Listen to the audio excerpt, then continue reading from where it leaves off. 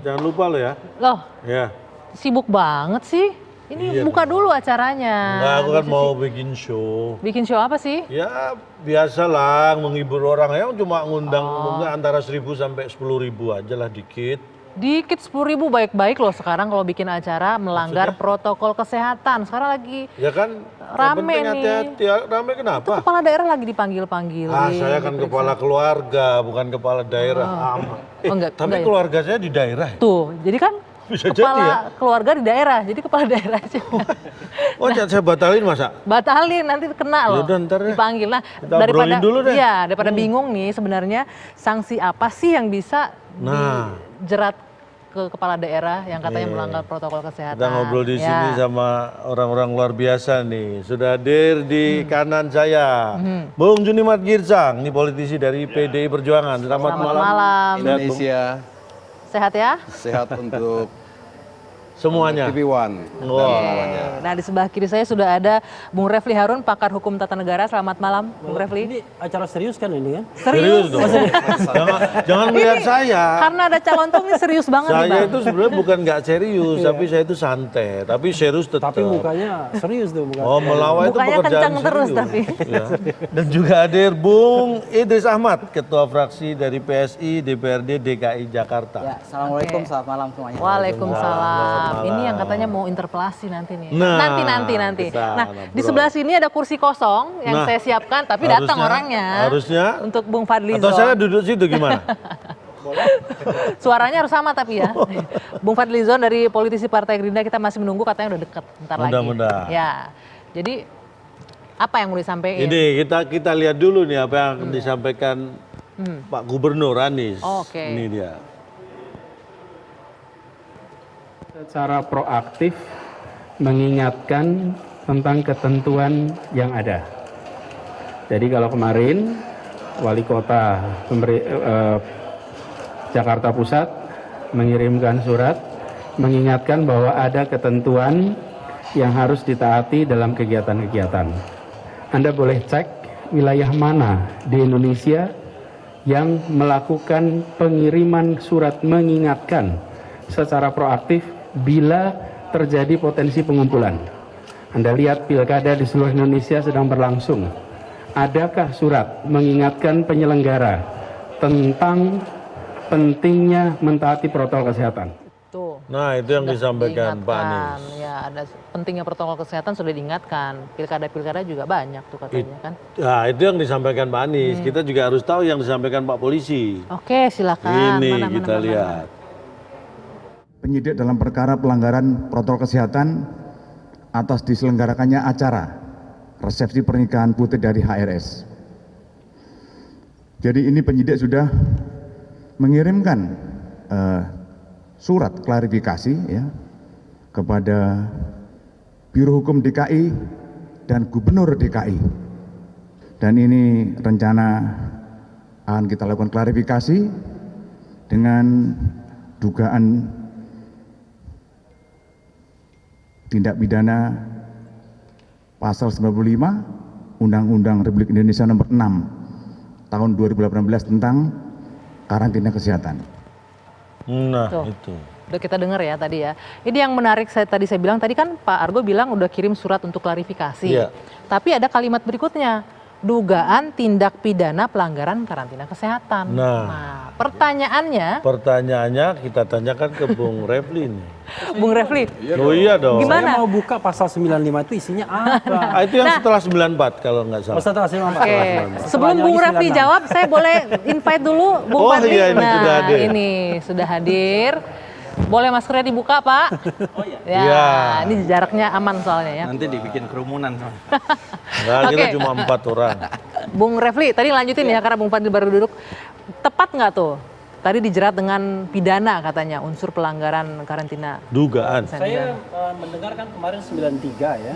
93 lalu kemudian 95. Jangan 93 maksudnya. 93 maksudnya. 93 ya soal Nah, kekarantinaan 93 kesehatan. itu adalah mengenai mereka yang tidak mematuhi atau menghalang-halangi penyelenggaraan kekarantinaan kesehatan dan menyebabkan kedaruratan kesehatan. Ya. Nah, itu pasalnya. Itu pasalnya ya. Nah, saya ingin memberikan tiga aspek, tiga perspektif. Pertama, kita harus melihatnya dari perspektif pidana, ya. Oke. Yang kedua, perspektif administrasi pemerintahan. Yang ketiga, perspektif politik. Oke. Nah, kalau urusan polisi pasti bukan administrasi pemerintahan, bukan politik. Ya. Pasti urusan pidana. Pidana, ya. Nah, kira-kira kan polisi ingin mengatakan bahwa ada dugaan terjadi peristiwa pidana. Peristiwa pidana itu mungkin disebabkan oleh katakanlah ketidakpatuhan, pelanggaran, ya, menghalang-halangi dan lain sebagainya sesuai dengan ketentuan pasal 93. Kalau perspektifnya pidana, tentu polisi berwenang karena dia memang penegak hukum. Kita tidak bicara lagi hierarki pemerintahan kalau soal urusannya pidana. Tapi pertanyaannya adalah dugaan pidana itu ditujukan kepada siapa? Jadi kalau peristiwanya adalah peristiwa pernikahan tadi ya, pernikahan Putrinya Habib Rizik ya. Itu kan peristiwanya, karena kalau di Banten itu kan bukan pilkada, bukan DKI kan, di Megamendung kan bukan DKI. Artinya peristiwanya yang itu, maka yang menjadi persoalan adalah mengapa yang tidak diperiksa terlebih dahulu sahibul bait, Yang punya hajat yang ini punya ya. hajat, Oke. yang penyelenggara kegiatan tersebut. Memang sih itu kan terserah Polisi penyidik saja mau memulai dari klarifikasi mana. ya. Tapi memang tindakan itu akhirnya memang memunculkan pertanyaan. Makanya tidak heran saudara Fadlizon mengatakan, wah ini apa istilahnya? Membuat malu. Mempermalukan Mempermalukan. Bermaksud mempermalukan. Ah, Oh, Bung Fadli melihatnya seperti Iya, itu. Bermaksud Jadi awal ya, mempermalukan di awal. begitu. Bermaksud Mencari-cari lah. bermaksud mempermalukan. Karena sebenarnya harusnya kan HRS dulu yang diperiksa. punya misalnya. acara, Tapi selaku sekali lagi penyelenggara. saya mengatakan, ya namanya penegak Penyidik hukum, bisa mulai dari mana ya aja. mulai dari mana saja bisa. Oh ini Langsung sembunyi dia. ditelepon ini sebentar. Nah, gimana Bang Junimat melihatnya? Sudah tepatkah langkah polisi kalau Anda melihatnya ya bisa dimulai dari mana aja kalau Bung Refli tadi bilang? Saya kira begini, Minta polisi keterangan. kan punya SOP, ya, polisi punya KUHAP, ya, dan yang saya pahami polisi itu sekarang ini sedang dalam tahap penyelidikan. Ya, kalau penyelidikan itu tentu setiap dipanggil itu diminta klarifikasi dan dibuatkan berita acara untuk itu. Nah, ketika kepolisian merasa ada peristiwa hukum, maka dia bisa menaikkan kepada penyidikan. Ya kan, penyidikan. Yang pertama. Yang kedua, kalau menyangkut Pak Anies yang dipanggil, apakah bisa dipidana? Saya terus terang mengatakan tidak bisa. Ya, secara hukum saya bicara begitu. Tidak bisa. Kenapa tidak bisa? Memang tidak bisa. Karena yang bisa dipidana menurut Undang-Undang tentang kekarantinaan itu pasal 93 adalah setiap orang. Ya kan? Yang melanggar Pelaksanaan ya kekarantinaan kan, itu ya. penyelenggaraan ya prokes itu Ya. atau membiarkan, ya kan, bukan membiarkan, menghalang-halangi. Iya, Melanggar. tidak mematuhi, Ya. tidak Ya, mematuhi. dan menyebabkan menghalang-halangi. kedaruratan Menghalang-halangi. kesehatan di situ. Itu yang bisa Oke. dipidana, ya kan. Saya tidak mengatakan siapa itu. Oke. Tetapi kalau kita berbicara Pak Gubernur, ya menurut saya beliau ini kalaupun Pak Mendagri sebagai atasannya, ya secara kelembagaan itu hanya bisa menerapkan sanksi. Sanksi. Sanksinya apa? Di pasal 78 kalau saya nggak lupa itu ya yang paling konyol pasal tentang pemberhentian. Oke, bisa atau enggak? Tahan dulu sampai di sana ya, nanti Itu kita bisa. lanjutkan. Itu Bisa katanya, bisa begitu nanti Bung Fadli juga bisa kita dengarkan suaranya. Usai jeda, dua sisi kami lanjutkan sesaat lagi. Iya. Kalau nggak cocok, dia Ya. tolak mestinya. Iya. Kita mulai dulu ya, baru dilanjutin diskusinya. Nah tadi kan Bung Junimat bilang sanksi terberat, terkonyol katanya bisa diberhentikan. Nah bisa nggak seperti itu? Oke, Bang Rafli dulu deh. Jadi gini ya, kalau kita bicara mengenai pemberhentian kepala daerah itu, ya semua pejabat bisa diberhentikan. Tapi pemberhentian kan ada prosedur. Nah prosedur itu harus mengikuti kaidah-kaidah yang tertuang dalam hukum positif sudah pasti. Tapi kaidah-kaidah umum juga diikuti. Misalnya gini, kita harus bisa membedakan antara elected official sama mereka yang cuma ditunjuk, Appointed. yang appointed ya. Kalau elected official biasanya pemberhentian itu tidak bisa hanya administratif saja. Untuk status gubernur DKI kan elected Ya, jadi official berarti ya? saya baca di Undang-Undang Nomor 23 2014 itu pemberhentian itu bisa 2 jalur. Jalur politis hukum berarti DPRD, lalu Mahkamah Agung, baru pemberhentian administratif oleh Presiden. Atau jalur administratif melalui Mendagri, klarifikasi, lalu dilempar ke Mahkamah Agung, balik baru bisa pemberhentian. Nah, jadi tidak semata-mata seorang Mendagri bisa memberhentikan gubernur karena dia bukan atasan dalam perspektif hukum tata negaranya. Ini kan pejabat otonomi daerah dan kita tahu bahwa konstitusi kan menghargai otonomi daerah. Tapi dia adalah subnasional. Karena dia subnasional tentu kan bagian dari negara kesatuan. Karena itulah kemudian pemerintah pusat memiliki hak untuk meminta klarifikasi. Nah, tetapi memberhentikan langsung walaupun dia yakin ada kesalahan tidak bisa dilakukan kecuali merefer itu ke Mahkamah Agung, lalu Mahkamah Agung memutuskan memang sudah terjadi misalnya pelanggaran atau segala macam. Tidak, biasanya gini bahasanya, tidak melaksanakan kewajibannya, melanggar larangan, sudah melakukan katakanlah perbuatan pidana atau tindak pidana misalnya. Nah, itu cukup alasan untuk memberhentikan gitu. Cuma begini, pemirsa semua begini. Masa sih bangsa kita cepat sekali sedikit berhenti. Karena kita harus membandingkan antara input yang namanya pilkada, pemilihan kepala daerah secara demokratis, makan biaya dan lain sebagainya. Lalu dibandingkan dengan pelanggaran yang sebenarnya kita lihat siapa yang the most responsible-nya itu siapa. Dan prosesnya juga belum memang terbukti iya, dan siapa. ini memang iya kerumunan itu berbahaya. Tapi siapa yang paling bertanggung jawab itu kan juga a big question. Gitu. Oke, silakan ditanggapi ini. Jangan buru-buru dong sedikit-sedikit diberhentikan. Kalau kita berbicara tentang, saya bicara hukum bukan politik, ya, saya concern di hukum saja. Ya tadi pertama saya mengatakan bahwa kalau untuk dipidana tidak bisa dari pasal 93, tidak bisa. Tetapi kalau kita lebih kritis lagi. Sebaiknya kepolisian itu lebih cenderung berbicara tentang pembiaran. Ya kan ini kan sudah darurat kesehatan sedunia. Ya kan menyangkut tentang kesehatan masyarakat sedunia. Akan begitu. Polisi harus mencari satu cara, ya pembiaran. Oke, sampai di sana, Bung Fadli setuju nggak kalau dilihat ini pembiaran dilakukan oleh gubernur? Kalau pembiaran, itu yang dilakukan. paling bisa pertama dilakukan itu terhadap Presiden dan Menteri Kesehatan. Itu melakukan pembiaran dari awal. Ya. Ketika awal pandemi ini terjadi. Ketika awal pandemi, ya, yang kita sudah tahu itu sejak Januari, saya kira terjadi pembiaran yang luar biasa. Berbulan-bulan itu terjadi pembiaran sehingga jatuh korban. Banyak itu korbannya sudah. Saya kira sudah ratusan ketika 2 bulan, 3 bulan pertama. Jadi kalau kita lihat pembiaran, yang membiarkan pertama ini adalah justru institusi pemerintah pusat. Siapa yang justru melakukan tindakan yang sistematis di dalam pengadilan ini adalah Gubernur DKI, kita harus jujur. Dialah yang pertama kali sehingga kita mengenal istilah PSBB. Ya kan? Mana ada orang di Republik ini yang mengenal istilah PSBB tadinya, yang ada di dalam Undang-Undang Karantina Wilayah. Saya bikin rilis itu ada jejak digital saya termasuk mungkin yang pertama mengatakan itu perlu karantina wilayah. Dan itu ada degree derajatnya itu beda antara karantina wilayah, ada ada PSBB. PSBB ini termasuk yang ringan, apalagi ada semacam istilah lagi ditambah PSBB transisi. Yang artinya itu nggak ada apa-apa di situ. Aturannya lebih longgar lagi. Jadi ini yang terjadi pada Gubernur DKI Anies Baswedan dan juga kepada Habib Rizik. Ini karena ada otak yang kotor.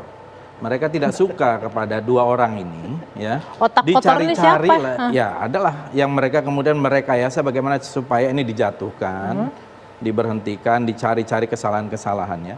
Padahal rakyat ini melihat sekarang, rakyat ini melihat terlalu banyak kalau mau dilihat kerumunan-kerumunan, perkumpulan-perkumpulan dari pilkada, demonstrasi omnibus law aja puluhan ribu orang, ya. Dan kalau kita lihat judulnya, langgar protokol kesehatan, Anies bisa dipidana. Memang yang melanggar protokol kesehatan Anies? Apa siapa penilai seperti Bung Refli tadi bilang ya? Dari logika otak aja udah nggak masuk gitu ya. Jadi ini cara mencari-cari kesalahan yang menurut saya justru akan menciptakan kegaduhan baru. Dan saya waktu itu masih wakil ketua DPR ya, waktu membaca undang-undang karantina wilayah itu kita tidak pernah membayangkan ada pandemi seperti sekarang. Kalau kita baca pasal 90 sampai 95, nggak ada tuh situasi yang digambarkan sekarang. Tadi Saudara Refli sudah menggambarkan justru yang menghalang-halangi terciptanya kekarantinaan upaya untuk mengatasi kedaruratan dengan karantina wilayah. Jadi waktu itu yang berusaha bulan April menghalang-halangi Gubernur DKI supaya tidak ada PSBB itu harusnya kena. Itu bukan sebaliknya. Jadi nggak usah disebut ya, bisa ingat sendiri iya, siapa bisa yang ingat ngomong siapa, itu. nah, yang Saya menghalang-halangi. bisa nambahin tapi mungkin beliau dulu belum. Nah, jadi maksud saya adalah Sebentar. sudahlah, untuk apa sih rakyat dipertontonkan dengan kebodohan ini ya, dengan berusaha mencari. Apalagi kemudian ada ancaman-ancaman pemberhentian. Ini kan elected official seperti yang dikatakan. Kita tahu bagaimana hiruk pikuknya ketika ada pemilihan Pilkada DKI 2017 ya. Dan kemudian mau seenaknya. Tadi Saudara Refli mengatakan ada lagi sebetulnya, belum ada PP-nya apa. Kita lihat dulu PP-nya seperti apa. Kemudian kita lihat itu pasal 70 dari Undang-Undang 23 2014 sampai pasal 120 sekian. Itu rutenya panjang sekali sampai ujungnya di Mahkamah Agung. Ya, ada teguran tertulis 2 kali, ada pembinaan, ada segala macam. Jadi udahlah, tunggu saja proses politik ya, sama halnya. Nah, bicara proses politik, saya potong. Ini proses politik di DPRD DKI juga udah siap-siap untuk aksi proses politiknya, interpelasi ini. Ya, jadi pertama adalah saya melihat dari perspektif lain bahwa Pak Anies ini menurut kami tuh inkonsisten dan tidak tegas. Kenapa sebenarnya seperti itu? Karena tadi ada pertanyaan siapa yang bertanggung jawab. Pak Anies sudah membuat pergub, peraturan gubernur, yang di dalamnya sudah jelas ada protokol kesehatan dan menghindari kerumunan. Sebagai catatan, 17 Agustus 2020 di Jakarta ada acara 17-an, Satpol PP semua penertiban dilakukan, dibubarkan. 3 September Pak Anies sidak langsung ke kafe-kafe untuk membubarkan. Itu statusnya masih PSBB atau PSBB transisi? PSBB transisi, pergub itu PSBB transisi. Menurut Anda PSBB transisi itu apa? Ya PSBB di mana ada poin-poin untuk pelonggaran, misalnya bukannya lockdown tapi pembatasan pembatasan pengunjung. Orang datang di restoran itu berkerumun tidak? Berkerumun. Iya, itu di dalam PSBB transisi boleh nggak? Ada batasannya Pak, ada angkanya. Dan Pak Anies waktu sidak itu melihat kerumunan dia bubarkan. Pertanyaan saya yang kemarin tidak dibubarkan, artinya apa? Ada inkonsistensi dan ketidaktegasan. Oleh karena itu proses politik yang kami ambil adalah ingin meminta penjelasan kenapa terjadi perbedaan. Kenapa ini juga harus kami lakukan? Karena berdampak luas. Sudah banyak yang bilang, ya sudah kita siapkan saja uang 50 juta agar kita bisa melakukan pernikahan. Ya kan upaya penegakan hukum itu terjadi. Persepsinya Penegakan gitu. hukumnya tidak penegakan itu Nggak, dalam upaya konteks. ya. Kan misalnya coba tunjukkan di mana ada namanya orang berkumpul, berkerumun, kemudian dia bisa dipidana atau dibubarkan. Nggak ada kok. Ada Pak, Ya apa? Di mana? Coba di mana? Di Siapa yang Pergub tahu? 79 itu dituliskan Ya, penertiban kemudian itu, kalau penertiban ada sekian banyak orang itu bisa mau dibubarkan. Dan teman-teman bisa lihat Iya, kok iya, di bisa. Jakarta banyak kasus dibubarkan. Oke. Ini Enggak, pertanyaan sekarang dengan sekian banyak orang, secara ini praktek ya antara teori dengan yang ada di lapangan. Contoh nih, Petamburan Ya, kemarin misalnya itu di Petamburan, masanya banyak sekali ya. Orang datang atas ribuan. inisiatif Oke. sendiri. Bagaimana caranya? Dan menurut saya apa yang dilakukan oleh BNPB untuk membagikan masker itu adalah salah satu cara mengantisipasi mitigasi. Gitu. Mungkin gini, Bung. Saya tambahkan ya. Jadi gini, sebenarnya ada kekeliruan kita, perspektif yang lebih luas sebenarnya. Begini, kalau kita bicara mengenai protokol kesehatan COVID-19 ini, sebenarnya siapa sih ya leading sektornya? Nah ini yang kita tidak tahu, yang kita lupa. Jadi ini semua kan dimulai dengan yang namanya pernyataan darurat kesehatan masyarakat. Itu tanggal 31 Maret. Yang kedua adalah darurat bencana nasional. Ya. Tanggal 13 April. Yang keduanya belum dicabut oleh Presiden. Nah, dalam 2 darurat tersebut, leading sektornya satu Kementerian Kesehatan, yang satunya lagi PNBP. Badan Nasional Penanggulangan BNPB. Bencana, Ya. BNPB BNPB. ya. Nah, 2 ini yang menjadi leading sektornya. Dalam melakukan kegiatannya untuk memastikan bahwa semua prosedur protokol kesehatan ditaati, dia dibantu oleh aparat penegak hukum. Itu ya. Nah, sebenarnya ketika ada kerumunan seperti itu, kalau perspektifnya pembiaran, justru yang membiarkan itu adalah yang tadi yang saya katakan. Aparat penegak hukum, 2 juga leading sektor BNPB itu dan plus aparat penegak hukum yang menjadi penunjangnya. Karena Kalau dia melihat itu melanggar darurat kesehatan masyarakat dan darurat bencana nasional, maka dia bisa bertindak. Dalam kondisi darurat itu, hukum-hukum normal itu bisa di-bypass. Nah, beliau tadi mengatakan pergub. Sebenarnya pergub itu hanya turunan dari undang-undang yang kekarantinaan kesehatan dan bencana nasional yang diturunkan menjadi 2 darurat tersebut dan ada pergubnya. Apa yang dilakukan oleh Anies Baswedan sebatas pergub itu saja kewenangannya. Kalau sebatas pergub tersebut, memang nggak bisa dipidanakan. Nah, sebatas Kalau pergub sebatas tadi pergub disebutkan saja. oleh Bung Idris, bagaimana kenapa nggak dibubarkan based on Nah, pergubnya justru itu? yang paling powerful untuk membubarkan itu penegak hukum. Nah, ini yang menurut saya Jadi tidak konsisten. Ini malah tidak Sebentar, konsisten. sebentar. Pembiaran itu justru dilakukan oleh penegak hukum. Penegak hukum dalam Iya. artian aparat kepolisian. Ya, gitu belum, ya? belum lagi kalau Gitu. tadi ngambil contoh pilkada, terus ada di tempat lain juga ada Maulid Nabi di berbagai tempat yang juga puluhan ribu orang, itu juga sama. Jadi Oke. jangan ada satu tebang pilih diskriminasi atau apa ya yang menurut saya tidak menegakkan hukum, tapi memang mencari cara. Tebang pilih diskriminasi penegakan hukum. Nanti kita dengarkan suara dari sisi sebelah kanan saya. Usai jeda, 2 sisi kembali Tapi untuk Anda. penegak hukum itu cuma supporting.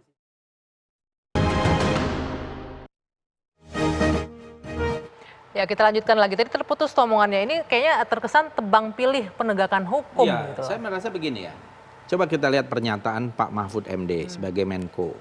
Yang ketika itu mempersilahkan, bahkan suruh menjaga untuk menjemput di airport.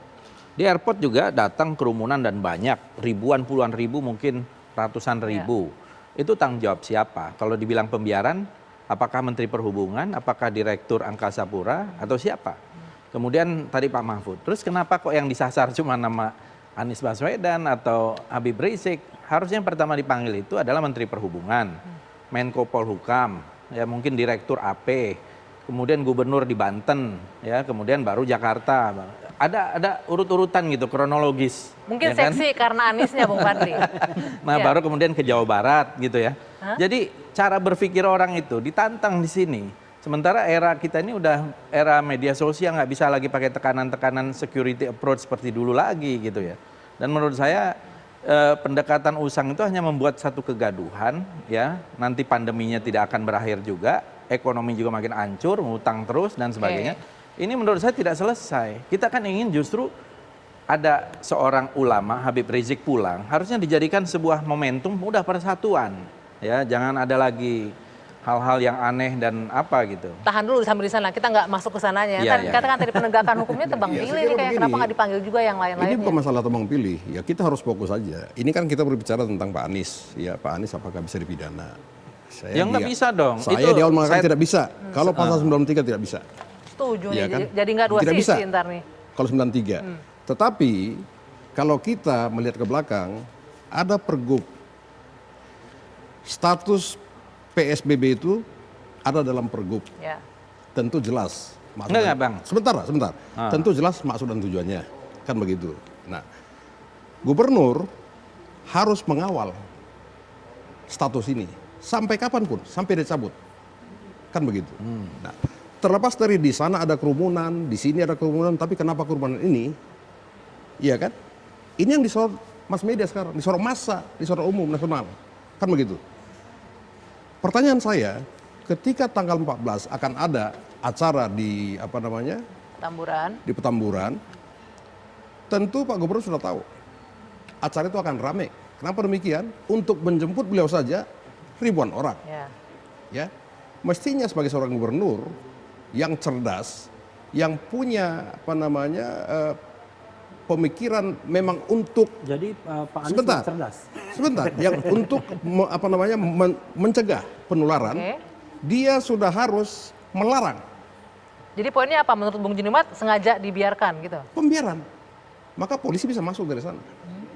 Pembiaran. Iya, bagaimana yang Untuk dari lebih- awal? Kalau yang tadi logika saya, pembiaran dari awal. sehingga terjadi banyak korban di dalam pandemi di stage awal. Awal kedatangan di Iya bandara dong, itu. itu Sebentar, maka lebih saya bilang pembiaran lagi. Kita fokus aja dulu, kita fokus. Nggak bisa fokus dong. Nggak, kita Semua fokus. orang Saya ini diundang membandingkan di sini. kan pertanyaannya. Saya diundang di sini Nggak, pertanyaannya karena adalah tema ini. Pertanyaannya Enggak, diskriminasi. kita jangan bias dulu. Tebang pilih. Saya diundang karena tema ini. Apakah langgar protokol kesehatan Anies bisa dipidana? Saya bilang tidak bisa kalau pasal 93. Oke, tapi kemudian kan berkembang nih Iya kan? diskusi Iya, kita. iya dong. Kenapa? Masa terkesan diskusi cuma itu? Kan itu udah dijawab. Tebang pilih penegakan hukumnya. Nah, ini kan ada tebang pilih. Kalau tebang pilih, Iya. kita buka nanti sesi lain, kita bicara. Nggak bisa dong. Nggak bisa begitu. Bagaimana hukum itu kan Kalau harus saya mau sama. bantah, kalau saya mau bantah Setiap Pak- orang Pak bersamaan Fadli John tadi kedudukannya tentang di Presiden dalam Jokowi hukum. dan Menteri, saya akan mengatakan Presiden Jokowi sudah terbitkan PP, peraturan pemerintah, sudah menerbitkan peraturan presiden. Nggak, saya sekarang Ya kan? tanya deh, apa yang harusnya Pak Mahfud MD diklarifikasi apa tidak? Mengenai apa itu? Mengenai pernyataan mempersilahkan Silakan orang jemput untuk saja ke menjemput. bandara. Saya tidak pernah dengar itu. Jadi saya no comment mengenai itu. Oke, oke, Ya, oke. dengar. seluruh Tapi- rakyat tetapi Indonesia saya- dengar, enggak, tapi Pak tetapi saya Juniorman nggak fokus saja. dengar. Tapi Kalau karena kita ini kan untuk cara kalau untuk kita menghindar. berbicara aspek pidana, ya seseorang bisa masuk kepada aspek pidana ketika dicari celah lain. Apa celah lain dalam arti positif ya? Pembiaran ini sudah jelas-jelas Nggak bisa. status. Sebentar, Tadi saya katakan sebentar. pembiaran Sudah itu kan jelas-jelas bukan- status PSBB itu, ya kan, ditetapkan secara konkret dan nyata oleh Anies Baswedan. Oke, sebentar. Kenapa dia tidak Kenapa? kawal itu? Bung Junumat, sebentar. Gimana? Justru the degree-nya, derajat pembiaran itu bukan dilakukan oleh pemerintah lokal, justru pemerintah nasional. Karena Iya. dalam darurat kesehatan masyarakat dan darurat bencana nasional, sudah saya katakan tadi, leading sektornya itu adalah Kementerian Kesehatan, Dan lalu dan BNPB. BNPB dengan pucuk pimpinan tertinggi Presiden. Tapi menurut saya ini Jadi agak berbeda. jadi Kenapa? itulah. Sebentar. Jadi Karena menurut saya sebentar, Bung Refli. kenapa begitu ya? Karena itulah, karena ini darurat bencana nasional dan darurat kesehatan masyarakat, hukum-hukum normal itu bisa di-bypass. Oke, dihilangkan Jadi dulu iya, hukum normal. Oke. karena itu misalnya kalau ada kerumunan, itu tidak ada halangan bagi Kementerian Kesehatan atau BNPB dengan bantuan aparat penegak hukum untuk membubarkan. Masalahnya kedua badan itu kan Termasuk tidak jadi juga leading sector untuk sekarang. menghalangi Tadi Anda bilang. terjadinya kerumunan dan juga untuk menyetop terjadinya Oke, kerumunan. sebentar. Jadi Sebentar, kalau Bung, menurut sebentar. saya Ini berclear. sangat Biar aneh clear, kalau clear. kemudian Ini biar tiba-tiba masalah ini dibebankan kepada Iya. Pemda DKI itu. Karena Menurut dalam saya Pergub aneh. DKI yang Betul. ditandatangani Pak Gubernur itu Betul. sendiri sudah dijelaskan penertiban itu melibatkan Satpol PP di mana Pergub itu mengamanahkan bahwa penanggung jawab di DKI Jakarta mulai dari penegakan protokol kesehatan sampai penertiban itu bisa ada di bawah tanggung jawab Gubernur DKI. Nah ini gini, ini nih, mohon maaf ya, ini saya orang hukum. Kita harus belajar hierarki peraturan perundang-undangan. Pergub itu peraturan yang bawah banget. Nah, tapi di Pergub Peraturan undang-undang yang paling tinggi di atas itu atasnya. adalah undang-undang. Ya, Pergub itu Undang-undang yang menjelaskan menjadi secara dasar. teknis bagaimana kita Sebentar, menertibkan di yang bawah. menjadi dasar Oke. legitimasi kita untuk bertindak itu adalah undang-undang. Pergub itu hanya aturan lanjutan dari semua Paham, proses yang sangat terjadi. paham. Karena itulah kalau ada peristiwa yang sangat besar seperti ini, ya, maka itu tidak ada halangan bagi pemerintah nasional termasuk juga penegak hukumnya untuk bertindak. Iya, itu Oke. Nah, yang saya paham, anehnya tapi adalah bukan artinya, mereka seperti membiarkan dulu. Iya. Oke, Setelah sebentar. dibiarkan Apa? Terkesan baru apa memang dipanggil. dibiarin? Kalau Iya. kita tahu leading sektornya Iya. itu adalah Kementerian Kesehatan dan BNPB, BNPB, itu tidak perlu ditajal lagi dong. Mereka yang harusnya proaktif. Iya. Itu baru yang namanya pembiaran. Oke. Tapi kalau mereka Menteri Kesehatannya nggak pernah ngomong, ya kan? Malah dia yang bolak-balik dari dulu salah terus gitu ya. Oke, Saya sebentar, termasuk kita nggak ada Menteri Kesehatan buat bukan. konfirmasi, Bang. Maksud Sebentar. saya adalah kita ya tidak adil di dalam menegakkan hukum kalau caranya begini dan ini hanya akan menimbulkan tadi kegaduhan. Oke, Loh, silakan. enggak, Bung kalau saya kira begini ya, masalah kegaduhan itu mungkin terlalu cepat kita bicara itu. Kita kan belum tahu bagaimana proses ya penyelidikan di kepolisian. Kita belum tahu bagaimana Prosesnya aja sudah salah. Sebentar. Sudah salah prosesnya. Di mana salahnya prosesnya? Loh ketika dia melakukan itu misalnya klarifikasi, ya klarifikasi kan harus disebutkan diumumkan dong sebagai apakah penyelidikan atau apa atas dasar apa. Itu saja polisi mengungkapkan pasalnya hari-hari beda. Kemarin 93, 93. sekarang 95. Ya. Pak Fadli, kalau Ya. disebut klarifikasi oleh polisi itu sudah pasti penyelidikan, Pak. Ya, apa namanya dasarnya itu apa? Kan bukan yang bersangkutan yang melakukan Sebagai protokol penanggung kesehatan. jawab, ya penanggung Loh, jawab. penanggung jawabnya di atas kok. Lah bukan, Pak. Sekarang kan status PSBB itu Ada di DKI Jakarta. oleh Gubernur DKI Jakarta. Iya. Tentu dia harus mengawal PSBB itu, Pak. Enggak, PSBB itu bukan itu. Sebentar, Pak, sebentar. Jadi governance PSBB itu diberikan oleh Menteri dia harus mengawal itu, Pak. Kesehatan. Nah, bukan ketika contoh, Menteri sebentar, Kesehatan Pak. yang memberikan, sementara Tidak gubernur ada itu Menteri mengusulkan. Kesehatan. Tidak, Dia Pak. hanya Oke. Iya, dia mengusulkan. Tidak begitu. Mengusulkan. Prosedurnya Sebentar, itu, Pak. Bung Raffi, Anda tahu Bung nggak Fadli, sebentar. prosedurnya? Iya, di PP. PSBB itu prosedur gimana? PP. Saya tahu. Sebentar, Bagaimana? begini, saya bicara dulu. Ketika PSBB itu, ya, gubernur mengetahui akan ada kerumunan yang sedemikian dahsyat, dia harus Bagaimana tahu kerumunan ada dahsyat? dari bandara sudah ketahuan, Pak. Lo itu laporan intelijennya mengatakan sedikit yang datang. Nah, bagaimana, Pak? Lo bagaimana? Itu Pak. pembiaran Nah, bukan? Ketika dia sudah tahu itu, Pak, Nggak tahu. kita nggak usah berani. Nggak tahu. Nggak bisa ada mengatakan sudah tahu. Sudah tahu. Belum dia kejadian bagaimana harus sudah tahu? menerbitkan Nggak ada, surat itu asumsi larangan. Anda. Bukan himbauan, Pak. Itu asumsi. Bukan himbauan. Menteri Menko Polhukam saja ketika dia mengatakan, mengeluarkan surat larangan, Enggak. ternyata masih kerumunan. Menko Bentar, Polhukam Bang. saja mengatakan Maka gubernur sedikit itu yang akan bisa menjemput. meminta Bentar, Bang. kepada Nggak bisa. Polda Metro Jaya, Pak, bukan Bareskrim, Pak. Lihat urut-urutannya. Polda Metro Jaya. Iya, urut-urutannya. Urutannya itu, Pak. Sekarang PSBB itu Gubernur yang satu bertanggung level jawab dengan siapa? Kapolda, Pak. Dia tidak bisa Nggak, minta yang bertanggung jawab Bareskrim PSBB ke siapa? Kapolri. Dia minta ke mengeluarkan Kapolda. siapa? Oke, satu-satu boleh. Yang nonton Ini juga tidak bingung nanti pernah nih nggak bisa dilakukan dengar oleh suaranya. Bung Fadli sama Bung gubernur. Junimas. Nggak pernah, Nggak Pak. bisa. Dia biarkan. Salah itu. Anda Kok hira. salah? Enggak, Kalau- PSBB Kalau kita Gantian, sudah gantian. yang berwenang. memperkenalkan orang, Pak, kita harus koreksi diri sendiri, Pak. Enggak, Oke. kita harus Nggak jujur boleh, dalam Pak. hal ini. Kita gitu. bicara hukum, Bapak bicara politik. Saya juga orang politik, Pak. Oke, Tapi sebentar. tidak Saya boleh mau tengahin bicara dulu ya. itu. Saya boleh tengahin dulu. Iya, Kita mau iya. dengar dulu nih dari Calontong. Ini ada yang mau disampaikan Gitu juga. loh. Ini terkait dengan kepala daerah tadi ya. Iya. Soal kerumunan-kerumunan di Ah. Jakarta ada. Terus di mana lagi Calontong? Silakan. Nah, Dan- ini sekali lagi ini terjadi pembiaran ya. Sebenarnya saya juga merasa dibiarkan oleh panggung utama ini. Saya sendirian di sini. Ini kita akan bersama-sama mengikuti sebenarnya apa yang disampaikan Presiden Jokowi berikut ini.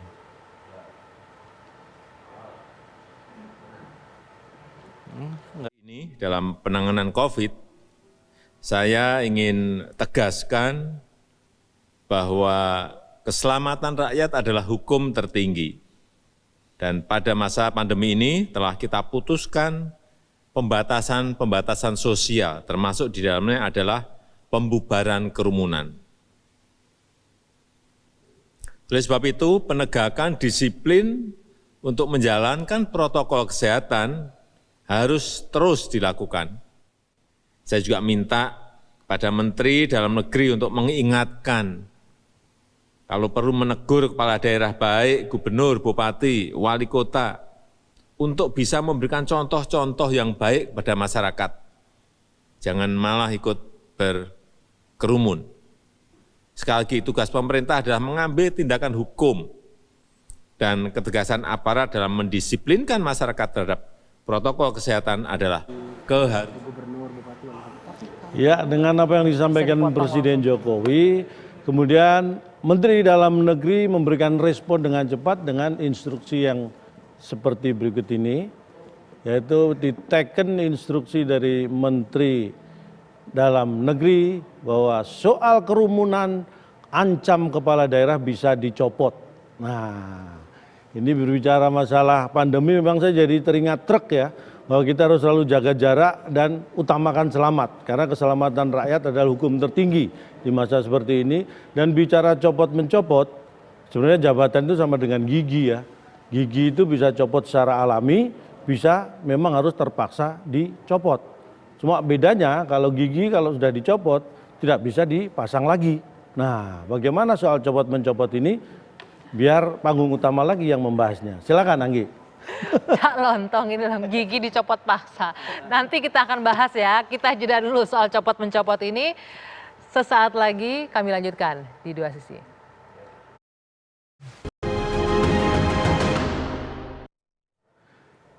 Kita kembali lagi di Dua Sisi dan berbicara masalah kerumunan. Saya akan mengangkat hal lain yang berkaitan dengan kerumunan, yaitu di saat pilkada.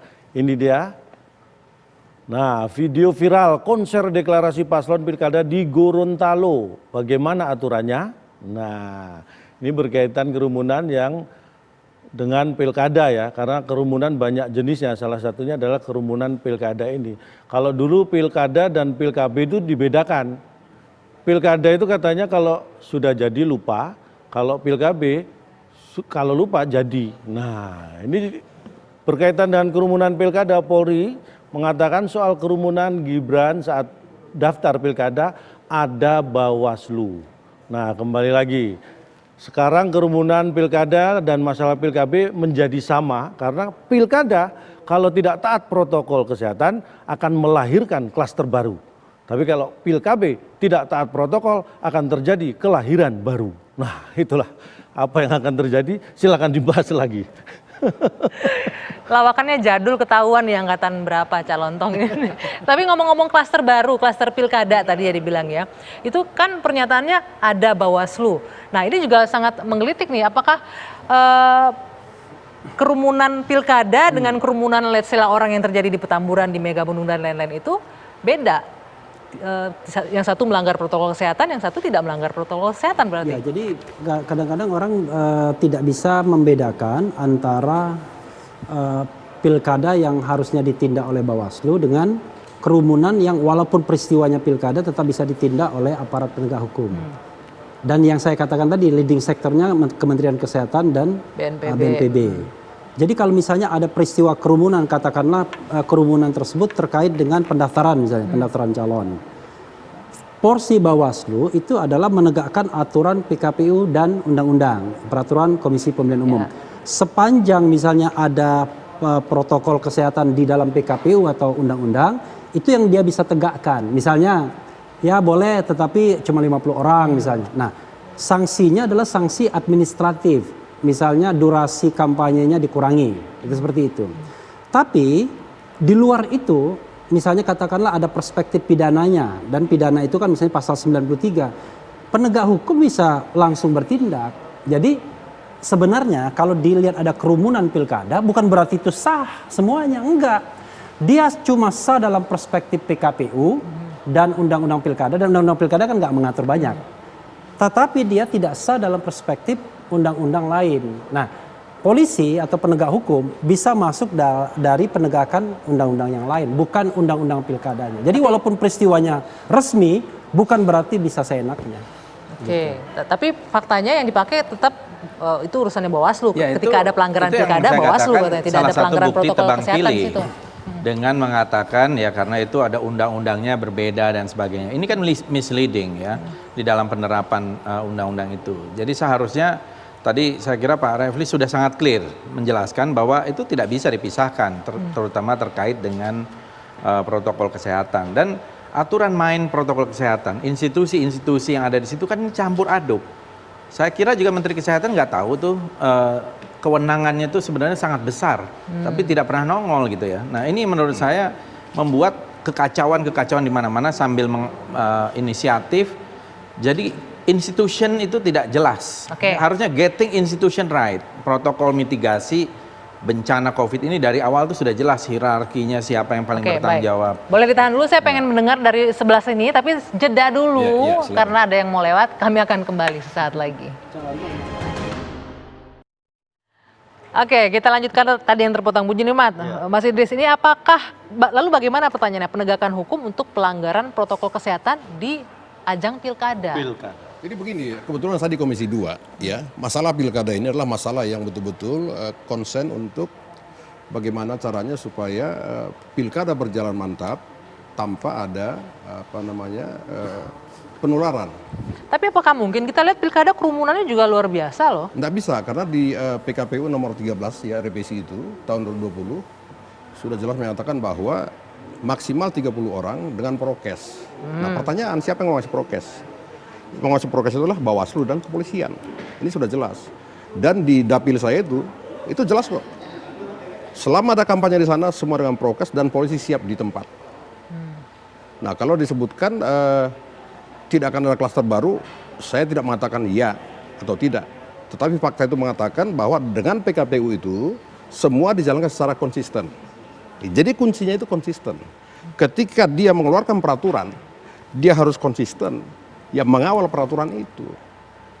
Jadi menurut Anda dalam konteks ini untuk DKI Anies nggak konsisten? Ya, tidak konsisten. Kalau merujuk tidak konsisten.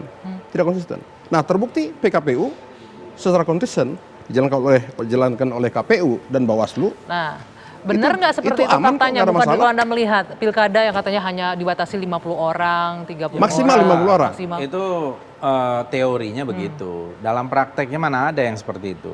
Itu terlalu banyak contoh-contohnya di Solo, termasuk calon di Solo, di mana-mana ya, yang direkam itu banyak sekali yang dianggap melanggar protokol kesehatan. Karena kadang-kadang kita juga tidak jelas yang disebut protokol kesehatan itu apa, ya kan? Yang kita tahu kan masker, jaga jarak, dan Menghindari kerumunan, tidak menciptakan kerumunan. Cuci tangan dan sebagainya. Itu penting, itu sangat penting. Tapi kalau nanti datang orang, ya tiba-tiba tadi udah disiapkan 50, kemudian datang 5.000. Bagaimana caranya? Siapa yang harus mengelola itu? Orang yang apalagi datang dengan sukarela ya, seperti tadi itu penjemputan itu datang dengan sukarela, bukan dikerahkan dan sebagainya. Bagaimana caranya? Itu tadi yang dibilang oleh Pak Refli, harusnya ada leading sektor ini yang bertanggung jawab. Nah, itu tidak terjadi. Kalau disebutkan siapa yang menghalau itu menjadi bagian dari tanggung jawab paslon. Ini dalam masa kampanye. Oke. Ya, 50 orang maksimal kerumunan. Nah, ketika lebih 50, maka paslon harus mengamankan.